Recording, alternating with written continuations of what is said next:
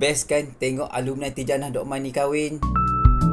Ada yang siap bagi gambar perkahwinan, bagi perjalanan kisah cinta mereka sampailah mereka dah ke jenjang pelamin. Hosting sweet-sweet, memang best sangat-sangat. Tapi jangan sangka perjalanan mereka tu smooth je, jalan dengan indah sahaja, tak ada apa-apa halangan dan juga cabaran. Mereka ni ada yang pernah kena reject berkali-kali, tapi mereka tetap tak putus asa. Ada juga yang pernah mereject, ada juga yang kena ghosting, yang putus hubungan lepas jumpa family pun ada. Tapi dia orang tak give up. Sebab dia orang tahu kadang-kadang Allah bagi kesusahan, Allah bagi cabaran dalam perjalanan berjumpa orang yang paling sesuai ni, supaya nanti bila jumpa orang yang tepat, kita akan lebih menghargai.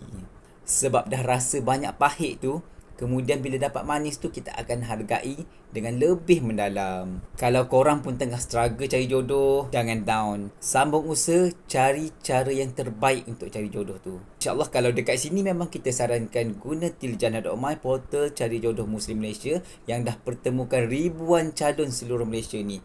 Manalah tahu anda pula alumni Tijanah.my yang seterusnya.